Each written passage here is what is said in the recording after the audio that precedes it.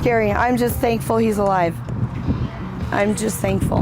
A 13-year-old boy is shot while on the way home from his first day of school with his mom. Some guy was just in the middle of the road over there, screaming, like not saying words. He was just like, "Wah!" at the cars. That man has since been arrested, but the impacts to this teen will last a lifetime. A lot of things scare him, and now I think he's just gonna be scared more. Scenes like this are becoming more common on RTD buses and trains. We just can't have, people out in our communities feeling as if, the RTD system is not the safest. RTD's new chief of police says he's dedicated to changing the agency's reputation. There's an overwhelming need for us to step up the safety and security of RTD. Thank you for watching Denver 7 News at 6. I'm Jessica Porter. Glad you're with us. I'm Ann Trujillo. The first day of school is meant to be one of new beginnings. For a Denver freshman, though, his first day of high school was one that almost took his life. This 13-year-old spent his first evening after his first day of school in a hospital bed. Police say a man shot at his mom's car just after she had picked him up from school. Denver 7's Colette Bordelon joins us live tonight. Now, Colette, this would have been scary for any kid, but Cameron has autism and his mom is worried what impact this will have on him moving forward. It's going to take a long time to heal physically, but maybe even longer to heal emotionally. Still, what matters to his mom is that her son's okay.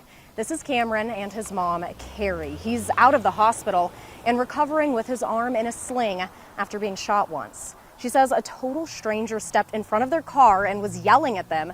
When she drove around him, the man shot into the back of their car. The suspect in this case is 22-year-old Fitzgerald James. He was arrested on attempted first-degree murder charges. Police aren't releasing his mugshot right now, but he made his first virtual court appearance this morning. His defense says he works as a chef and that his girlfriend recently lost their baby after a miscarriage. They asked for a lower than scheduled bond in this case, saying James could stay with his mom during that time. James cried throughout the hearing, at some point even sobbing into his jumpsuit. It was something that shocked the victims to see. He acting like a baby, but he wasn't acting like a baby when he was shooting that 9mm in the middle of 14. Prosecute to the fullest extent. The prosecution says this kind of case presents a huge public safety risk, and the judge did agree with them, but he said he can only set a no bond in cases that involve a death. So in this case, he set a $100,000 cash-only bond. Live in Denver, Colette Bordelon, Denver 7. Just troubling all the way around. Thank you, Colette. And school officials know what kind of impact this shooting could have on other students and staff. The Denver School District is providing more support services all week long at schools. This includes more counselors and psychologists. The video you see behind me shows one of the most egregious attacks caught on camera aboard an RTD bus. Tonight, the man seen in the video attacking another person is behind bars. Denver police say the man in the orange hoodie is Jerome Brewer. He was arrested yesterday in Nebraska. Brewer is being held for investigation of attempted first-degree murder and first-degree assault. This attack happened on July 19th on RTD's Route 15L. The victim had multiple stab wounds but did survive the attack. And safety on RTD's buses and light rails is of top concern for the agency. And today, RTD announced a new chief of police to try and make rides safer for everyone. Denver 7's Patrick Perez is joining us live in our newsroom now. Patrick, you heard from the new chief, Joel Fitzgerald, today, and he has years of experience in policing. Yeah, and he is joining us from Waterloo, Iowa, where he was police chief for several years. He's also held this title in a few other cities, including Fort Worth, but no doubt he has a lot of work ahead of him. And he's hoping he can work with RTD's partners across the 8 counties and 40 cities it serves to make the system safer for everyone. Swear that I will support the Constitution. RTD's third ever chief of police and emergency management was sworn in Tuesday morning at a ceremony in Denver's Union Station. Congratulations, Chief Fitzgerald. Thank you, Judge. Thank you. And already on day one, Dr. Joel Fitzgerald Sr. is hoping to make some immediate changes. We just can't have, people out in our communities feeling as if, the RTD system is not the safest. RTD has been plagued recently with concerns about safety and security on its buses, light rails, trains, and platforms. Vandalism and theft at its park and rides has also been a problem. Chief Fitzgerald is hoping to fix some of this by stepping up his department's presence across the board. They want to see us They don't want to just see us in cars or riding around from station to station. They want to see us on trains. They want to see our security personnel on trains. In addition, he also wants to expand the department by recruiting people with integrity and achieve accreditation. His long-term goal is to make sure riders feel safe and secure. If we can change the perception of what goes on RTD to totally positive, we can get community support, and we can stop some of the things from happening on trains and on light rail and bus. It'll be a huge success. RTD CEO and General Manager Deborah Johnson is hopeful Chief Fitzgerald's years-long experience will help with tackling some of the system's challenges. I think he represents what we need collectively in the sense of 21st century community policing, having a firm compassion for the issues that plague us as a society, the antisocial behaviors, drug use, the unhoused. And rest assured, he plans to make his role as RTD's Chief of Police a long-term commitment. I feel as if I can work with our RTD CEO, and long-term planning is important, and having consistency is important. So I expect to be here.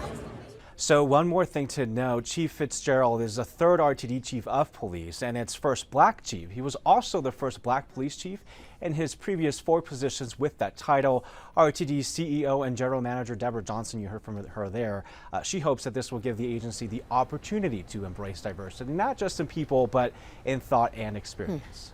And Patrick, I know you touched on all the experience Fitzgerald has. You also did some digging. You found that he has bounced around several jobs in recent years. Yeah, he has, and let me break it down for you. His first police chief job was in Missouri City, Texas. He was there for about 4 years. Next, he went to Allentown, Pennsylvania, where he served for about 2 years. And then he went back to Texas to lead the Fort Worth Police Department for about 4 years before getting fired. The city manager says it was due to poor judgment and for applying to be Baltimore's police chief. Fitzgerald claimed at the time it was retaliation for investigating corruption in City Hall. He was in Waterloo, Iowa, like I mentioned, for about 2 years before coming here. Now, when I asked him today about all of these moves, he says most police chiefs, well, these days, they last only 3 to 5 years, but he intends to make Colorado his home. We'll see what happens, Ann. Well, we wish him luck, and we know people will be watching, that's for sure. Thank you, Patrick. And by the way, RTD is in the process of making safety adjustments to Union Station. Among upgrades already complete, RTD has added security camera monitors at the bus concourse to remind everyone they are being recorded. The agency has also changed its policing approach to be more proactive instead of reactive. RTD is working on increasing how frequently it cleans areas and putting signs up that encourage movement and discourage loitering. Over the next 12 to 16 months, RTD wants to create a paid fare area, which you can only access with a ticket. And this will include installation of turnstiles and exit gates. RTD's A line to DIA has been stopped until further notice. Crews today found stolen and damaged equipment along the line. RTD says there are damaged ground wires near the Chambers and Sable crossings. It is causing an issue with the gates and the train's safety systems. There are shuttle buses at the Central Park, Peoria, and 40th and Airport stations to transport riders. RTD says trains between Union Station and Central Park are seeing up to 45-minute delays. Denver's teachers union is busy at work trying to come to an agreement with the district on a new contract. Their current contract expires next week, and you may remember these scenes from early 2019. Teachers taking to the picket line to fight for higher wages. Now, the union wants another pay raise to help fight inflation. They also want smaller classroom sizes and a smaller caseload for educators.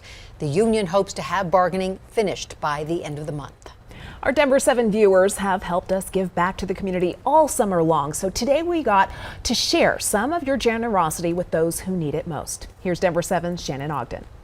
I'm Shannon Ogden at Hinckley High School in Aurora for the Denver 7 Feeding Minds and Bodies event. So, first of all, I want to say you all have donated more than $18,000, which goes to children's books that we are giving away to all these people who are here to get food from Food Bank of the Rockies. Now, what I wanted to do, I was thinking, you've been so generous, but you don't get to see what you have done. And this is what you have done. We're giving away 1,000 books today. And this is the last event of the year, and we've already given away 5,000 books. So roughly 6,000 books to children we will have been able to give away because of your generosity. So thank you all so very much. And if you can still donate, we'd certainly take it, because there's so much need. 150 cars have been out here for hours. People really hurting in this community. So your generosity is making their lives a little bit better. So thank you very much. and I got to get back to work. Thank you, Shannon. There are a lot of cars lined up out there today with a lot of families. So if you want to find out more on how to donate, just head to our website, thedenverchannel.com. A Colorado steel company received a $7,000 deposit. A year and a half later, still no work is done. I just kept calling and calling and calling, and no response whatsoever. The company says supply chain issues are taking a toll, but those who contacted Denver 7 for help just want their money back. Somehow we can put a stop to this so other people aren't affected like I have been. Mid to upper 80s today, but 90s are coming up starting tomorrow.